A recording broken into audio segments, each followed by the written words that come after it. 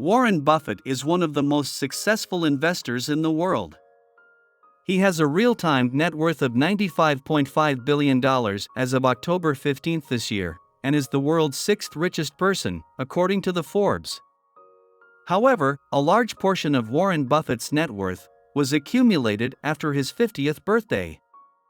And $70 billion came after he qualified for Social Security benefits in his mid-60s.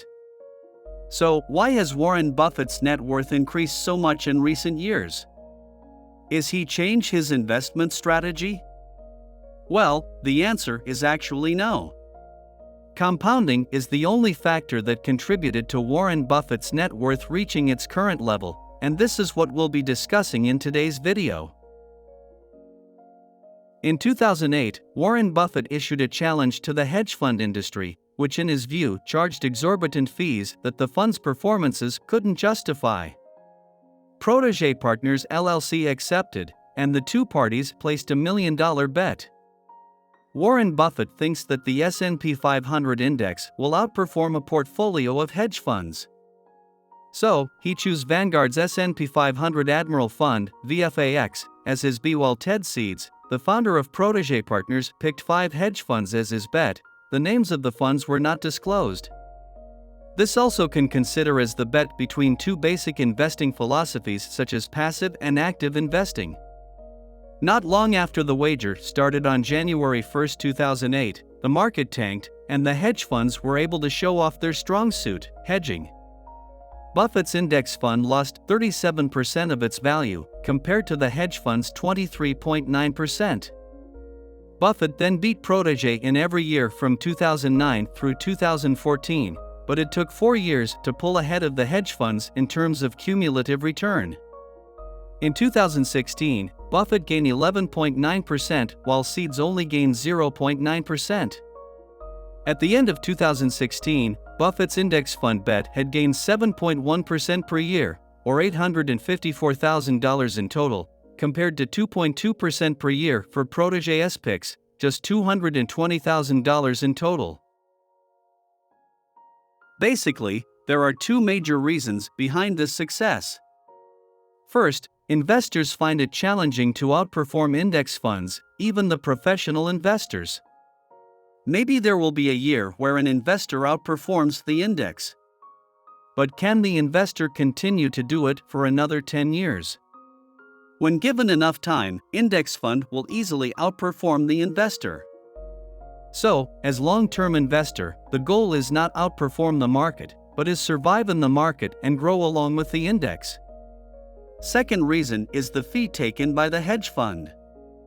2 and 20 is a fee arrangement that is standard in the hedge fund industry.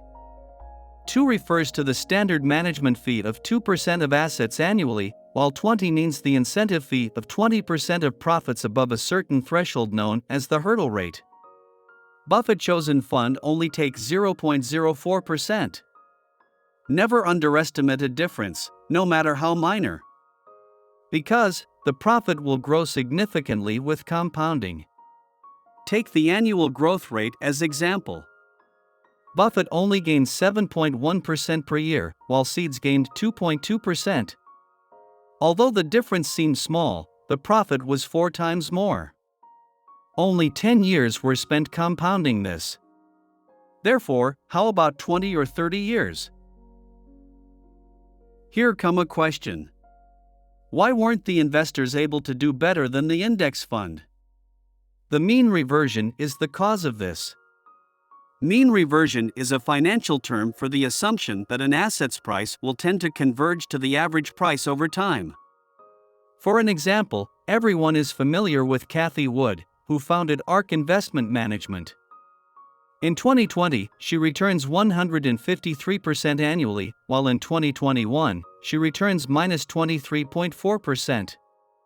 It demonstrates that while you might have a successful year occasionally, your profit will eventually level off. Therefore, every investor must know the concept on mean reversion. Since we now know about mean reversion, what should we do to increase our investment gain? We can try to lower the cost as much as possible. Take QQQ as an example. QQQ is an ETF that tracks the performance of Nasdaq index. The expense ratio for QQQ is 0.2%, but the expense ratio for QQQM, another ETF that tracks the same variables, is only 0.15%. Although the volume of QQQM was lower than QQQ, I think that retail investors like us should choose QQQM over QQQ. In conclusion, the power of compounding is amazing, but we also need to choose the correct index fund. If we compare the Warren Buffett portfolio with the VTI, which tracked the performance of the CRSP US Total Market Index, we can aware that Warren Buffett's annual return was not significantly higher than the market index, yet, this did not prevent him from becoming one of the wealthiest people in the world. Therefore, investing in index funds is always a better alternative than active investment. If you have other opinions, let's comment below.